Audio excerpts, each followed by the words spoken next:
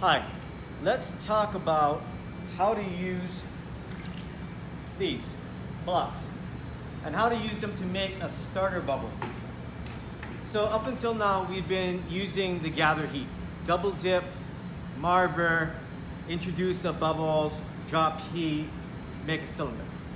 That's using the core heat from the gather so that all the glass, if we've gathered well, is fairly evenly heated, and then we're going to put a cold skin on it so we get some kind of control and shape, using the Marver, and then we blow it all out. There's limitations to that. There's really only a certain amount of glass you can gather and have it be all really hot and evenly heated. Double dip is pretty typical for that amount of glass. So one small gather, wait a few seconds, gather over it. That reheats the inside gather, and then it's almost all pretty even. There's only a certain amount of size you can get up to for that, but if you use a starter bubble, shape it into this shape, kind of a Q-tip shape, you can then put a bubble into it, blow it up a little bit bigger, gather over it, use a slightly bigger block, and keep going theoretically as far as you want until you can no longer lift it. So a good starter bubble is a very neutral shape that allows you to gather glass over it almost indefinitely by blowing it up a little bit, gathering over it, blowing up, gathering over it. If the starter bubble shape is not even, the gather on top of it won't heat it evenly. So this is where thinking about heat really becomes important. It is critical that your starter bubble, just like this block, is longer than it is wide.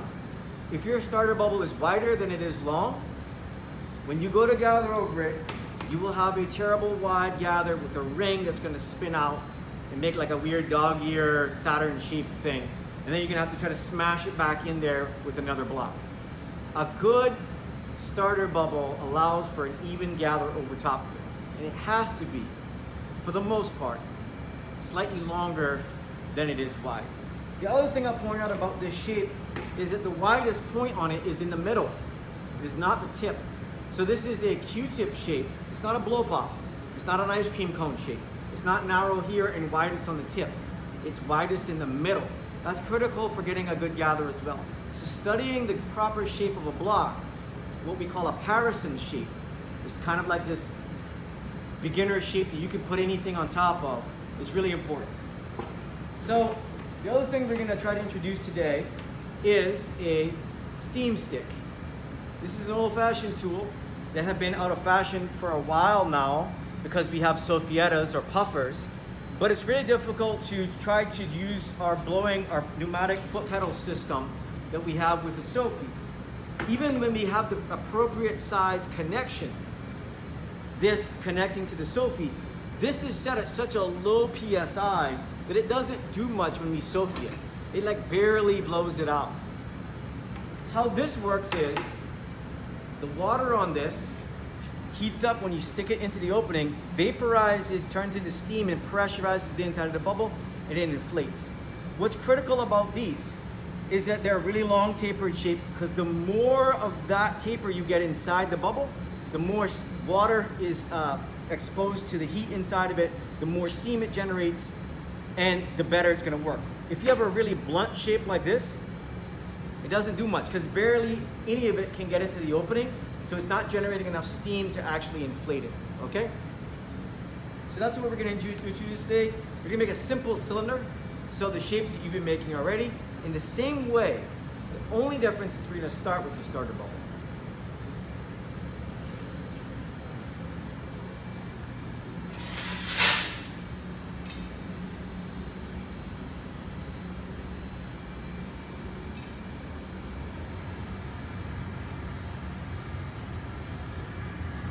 Every gather should be even. It's really important you turn a lot as you're exiting the surface of the glass.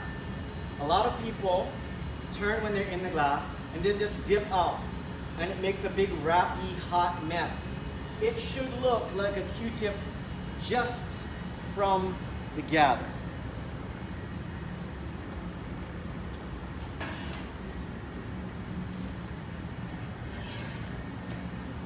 I am going to give it a little bit of a shape.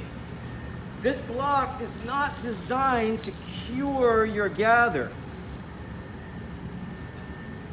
If you've made a crappy gather, learn to gather better. Pop my bubble. You see that what it naturally does is make a shape that's really wide on the tip. I'm going to change that with my block and turn it back into that Q-tip shape. When I'm using a block, really important, as soon as I see smoke, as soon as I see sparks, stop, put it back in the water. I'm not just dipping it really quickly, by the way. I'm holding it there so it reabsorbs water. That will keep these having a long life. I'm not going on it right now when it's really cold. It's not gonna do anything except for burn out the block. This is a fairly soft tool that is really only good for shaping hot gathers, all right? No smoke, no sparks. Now, I'm gonna gather over this, and I'm gonna get this bigger block ready to go. Set that there so I don't have to reach for it, but I'm gonna make sure I dip it before I go on there. The other thing I want to point out is when you should gather. I like to gather over this as soon as it stops moving. I've waited a little long right now. I would normally gather over this immediately after it stops moving. That maintains the gather heat, so I don't have to heat it up for so long afterwards. So, really critical. When I'm exiting the surface of the glass, I'm going to turn a lot so that it wraps the glass around evenly. So see if you can see in here, turning. Now watch as I exit the surface. Look how much I'm turning.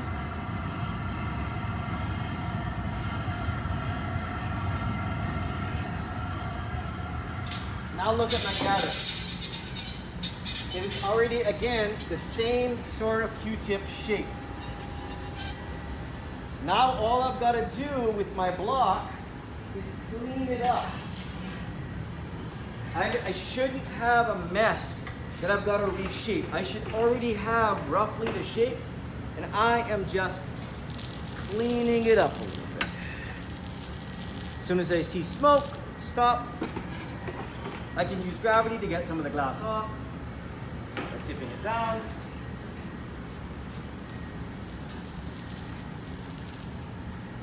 These are fresh blocks, so they're smoking a little bit more than normal. Okay, now look at this. I don't know if you can see this, but if you focus on this, look how hot it is here, how cold it is here. I am not going to blow right now. If I do, I will blow the bubble right out the bottom. I have to put heat back in that. Part of that is from waiting a little long before I gather, so that my starter bubble itself was a little too cold. So it sucked a lot of the heat out of the gather, the second gather, okay? Part of it is just that's what naturally happens. Your starter bubble has to be cold enough to support the gather on top of it, right? So it is gonna suck some heat out. You're always gonna have that disparity in temperature between the hotter glass. I make sure that when I come out to blow right now, I'm gonna see that the temperature is roughly the same, okay? Roughly the same. I shouldn't need to block this again. It should already be a pretty good shape. All I'm doing is trying to even out the temperature. Even though I just gathered, you think, oh, it's really hot. It's unevenly heated into blow. The bubble goes where the soft glass is. So now look at the temperature. Look how much more even the temperature is. It's still a little cold up here, but not bad. I'm gonna slowly inflate it, just feathering it. So I've got about 2/3 solid glass on the ends, and now I'm going to change the shape. Marver to a point. What that's doing is taking heat out of that hot glass, and then I'm going to try to inflate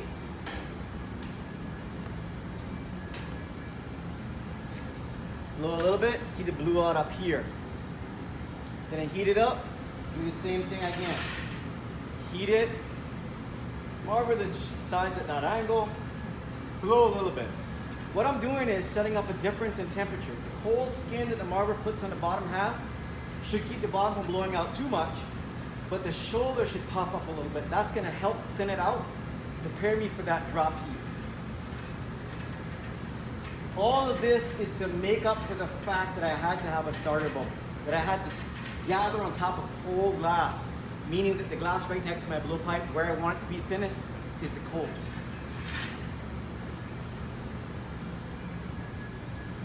The Marver tip, supporting the weight, trying to get this angle. Not marvering forever, just enough to get a cold skin. Now watch when I blow. Press my pedal, look at the shoulder. Woo, shoulder blows up. So now, I am ready for the drop heat. So see what I've got here. Thick glass, thin shoulder, got a nice chunk on the bottom, ready to drop heat. So it doesn't matter what size object, the drop heat for normal, traditional glass blowing is always the same. With a crazy dripping hot, drip it out, quickly cut the jack line in, inflate it into a ball, finish the jack line. If you can do that in one shot, great. If it takes you twice, that's fine. If you're trying to put your jack line in all in one shot, that stretched out neck is going to get too cold, and you're going to end up making a really long champagne flute.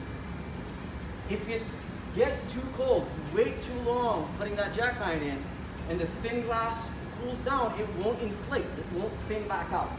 So really important when you do this that you're pretty quick with it.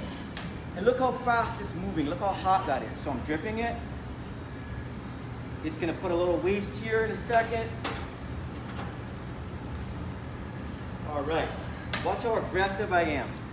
Fast with that jack line, done. Now, blow. Aggressively blow. Off. Finish the jack line.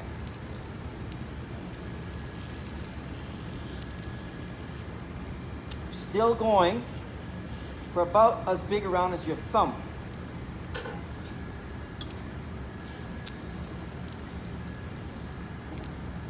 And most importantly, the jack line is centered on the blowpipe.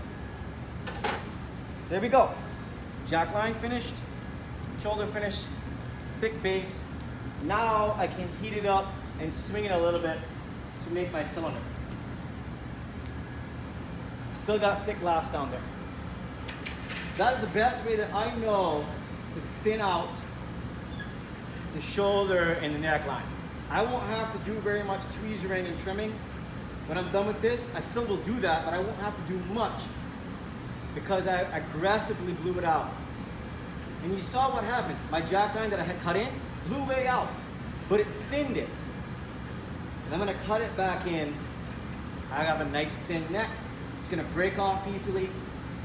And I've got, the most important thing is I've taken advantage of how much glass I actually have.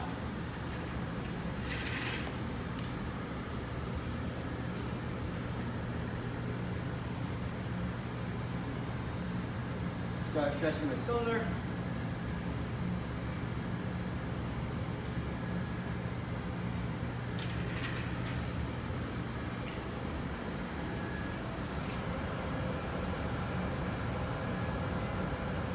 You want to see if I can turn it down, like tap the button and run the finger on it.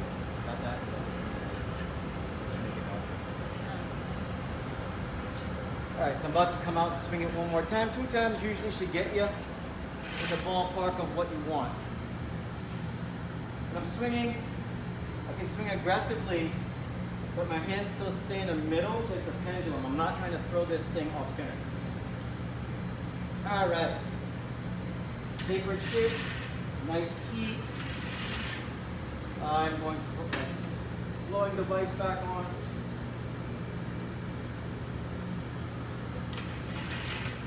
So it's still important, most important thing here, I maintain the thickness on the bottom, so you're gonna watch me chill the tip quite a bit before I blow, okay? So, chilling a good bit. And then I'm gonna blow. Then I'm gonna go on the sides, push hard and turn a lot.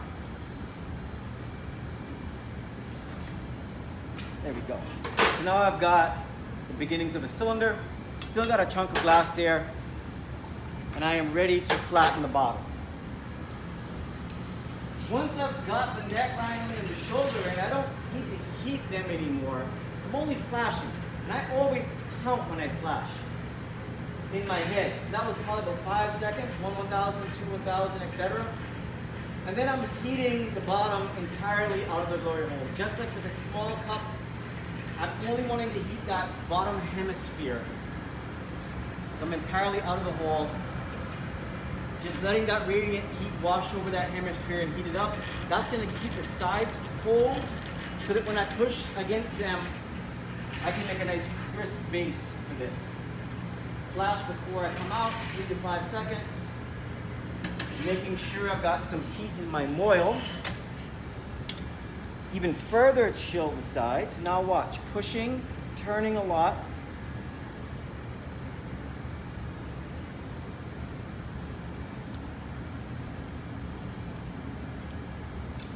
Go a little bit, go back out.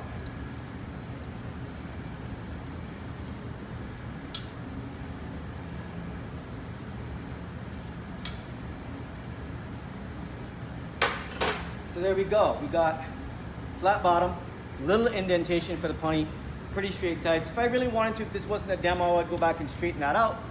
But yeah, we're good. When you go to break off your punty, the hotter the punty is before you break it off, the better.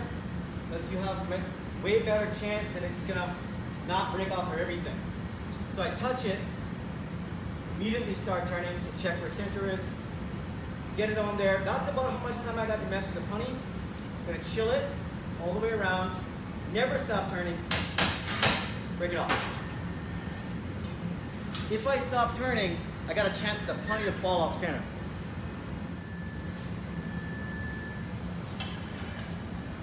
Now we're gonna see about straightening it.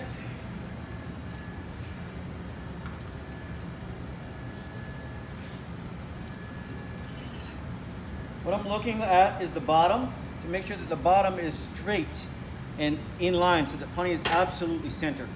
That look good. So now we're gonna get ready to use tweezer and attempt to trim it. That's gonna thin out the top of it even more and make a much bigger, taller cylinder. So it's just another way of taking advantage of all the glass that I have, okay? As we move on in glass blowing, what we become aware of is that glass blowing sort of happens in halves. Half on the blowpipe, half on the punty. While it's on the blowpipe, I'm working on the bottom half, the base and the sides. While it's on the punty, I'm working on the top half, the shoulder, the neckline, and the opening. Trying to do all of that on the blowpipe is kind of a little ridiculous thing that really limits you in terms of options. So when I'm heating up here, I am making sure that I'm heating up not just the very rim, but the shoulder as well. Because I want to pull some of that glass out, thin it, and take advantage. I know it's going to be hot, so dip my hand in water. When you're going to tweezer and trim, you go all the way around first to make a cold rim, and then you pull on that rim. Don't just pull right away. If you do, you will pull out little points. So that's starting. I'm going to do that again, and then we're going to use the jacks to trim it. One way of trimming. This does not work if you don't have a good punty. When you go to trim it, you can bonk everything off onto the ground, but it is a good way of making a nice straight line. The other thing I'm looking at as I'm tweezering this and pulling it out, I am making sure that my bottom stays on center. I'm not just looking at the rim, I'm actually looking at the bottom as I'm turning, so that the base stays straight. So making sure the base is straight.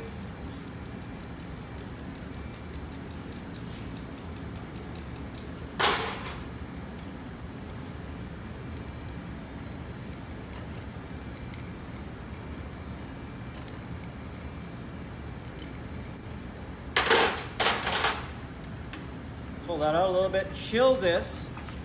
Now I can either have my partner do that or lift it up. Now I'm ready for Steamstick.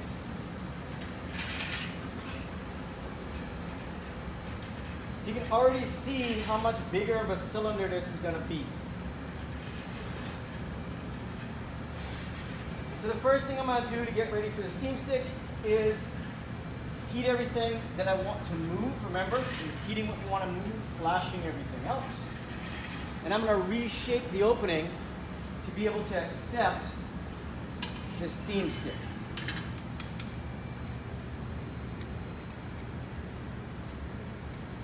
There we go. Now, I'm ready for my Steamstick. This has to be quite hot for this to work. Again, heating everything that I want to move.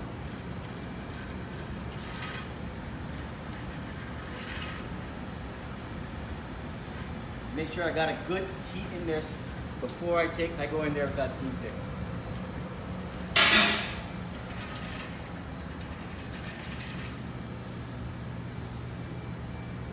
Not too quick. Let's see.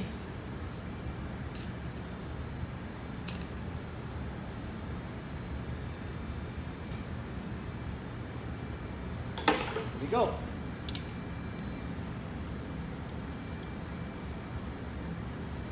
Now I can start to reshape it, but you can see how much that inflated it. I actually could probably do that one more time if we really wanted to. But the first thing I'm going to do is push the sides back into straightness because they're a little bit flared. But you can see how much pressure that puts inside that bubble. It's quite miraculous. Just a little bit of steam does that. But again, it has to be hot. If you're pushing that Steamstick in there and nothing's happening, that means that either one of two things. Steamstick isn't wet, or your glass is not hot enough.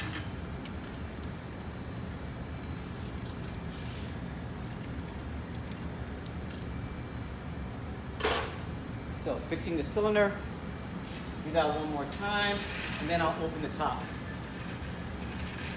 Always working from me out. If it's a little bit off somewhere, I'm not going to do the opening and then try to fix back here. I'm going to try to fix that shoulder first, then move to the rim.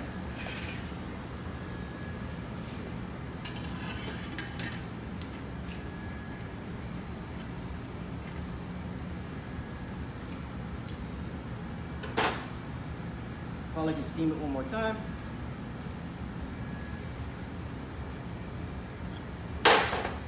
Pull that rim back out.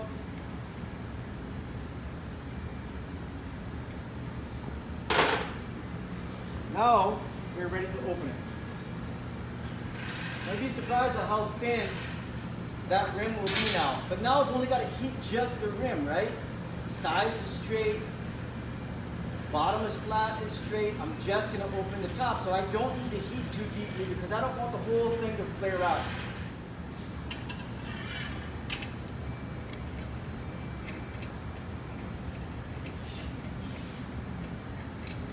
Almost got it in one more time and we'll have it. So you can see by that, using that Steamstick, tweezering it using that Steamstick, how much bigger of a cylinder I have now. It's almost like a quarter bigger than it was. That's what I mean by working in halves, right? The bottom half, I did on a blowpipe, top half, I did on a punty, and it just allows me to maximize the use of the material. I'm gonna finish it. Usually finish on the outside. There we go. Simple two-gather cylinder. Now we're gonna go ahead and bonk it off. I'm not gonna keep this, I'm just gonna bonk it off onto the table. We'll take a look at the punty. I usually try to see if the punch will just come off without doing anything special.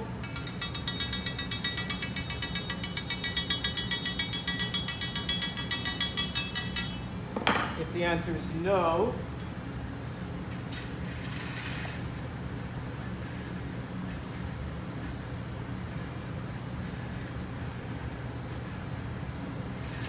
only then will I use any water. 1 drop is usually sufficient. Make sure my tweezers are clean.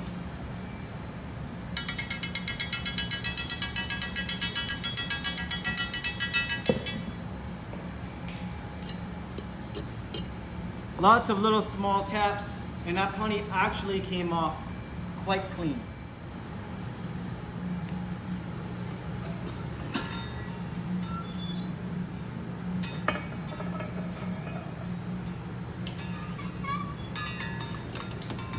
I have noticed that Crystallica keeps moving a little longer than I think, than the glass that I'm used to.